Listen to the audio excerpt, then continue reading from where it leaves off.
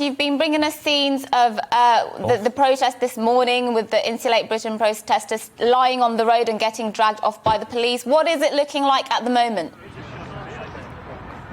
Well, we're kind of in a bit of a sort of Mexican standoff between the protesters and the police. I have to say, I've been here, well, since the beginning. We had no police for the first sort of half hour.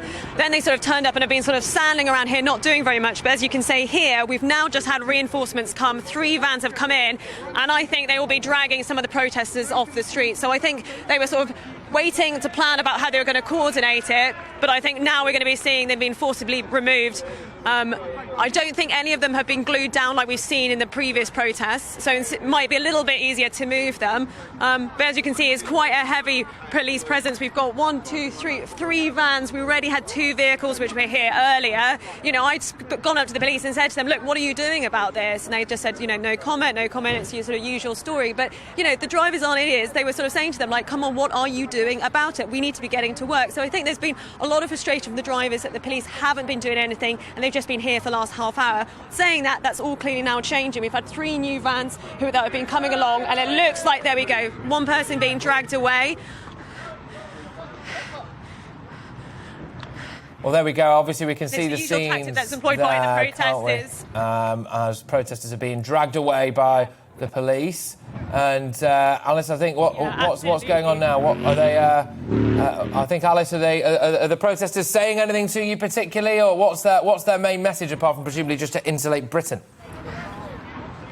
I mean, that's the main message. Whenever I speak to them, it's the exact same thing you're hearing every time. Is, you know, they're talking about the importance of insulating homes, or they're not don't really say anything else beyond that. So it's hard to get any sort of further into why they feel this road, but that's their main sort of method. We've got now 2 people here who've been sort of at the usual sort of tactic of sort of going floppy, and they've been sort of dragged over. Boris Johnson needs to get the job done. He needs to start insulating Britain now. It's going to reduce emissions. He has to get started on that. Otherwise, we have no future. Our children of this country have no future. It is really, really urgent. And why do ordinary working people need to be targeted in this way?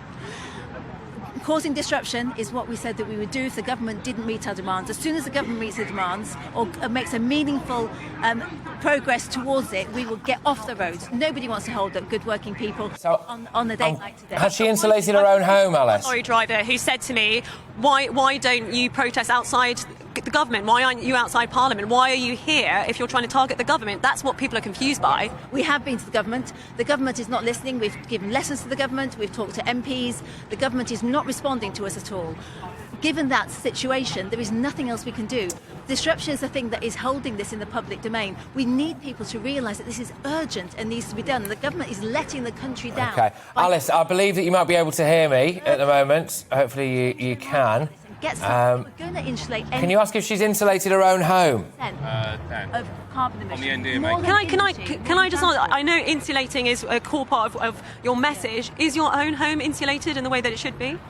I know we've done the best we can with our home. A lot of people cannot afford to insulate their own homes. People in But leaders within Insulate Britain have come out publicly and admitted that their houses aren't properly insulated. Don't you think people should be within your own group practicing what they preach? I think people try to do what they can, and people have. But isn't that what we're all trying to do? Aren't we all trying to do what we can? And a lot of people in this country are too poor and too unable to actually do that for themselves. You know, 10,000 people die every year from cold in their homes, and there's 2.5 million families in fuel poverty.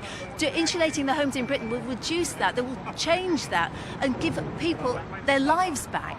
Thank you for speaking to us. So as you can see, that's the core message from the protesters is about this issue of insulation. Obviously, we know that many of the protesters, some of them have come out publicly and admitted that their own homes aren't insulated. But that is the core message that they're trying to get out today. When I speak to them, that's the main thing that they keep trying to sort of say to me. And when I engage with them and try and say, well, what about the drivers? What about people trying to get to work? What about the pregnant woman I spoke to who wasn't going to make her 12-week scan in hospital? Exactly. They just say, this is the most important thing. This is the most important thing.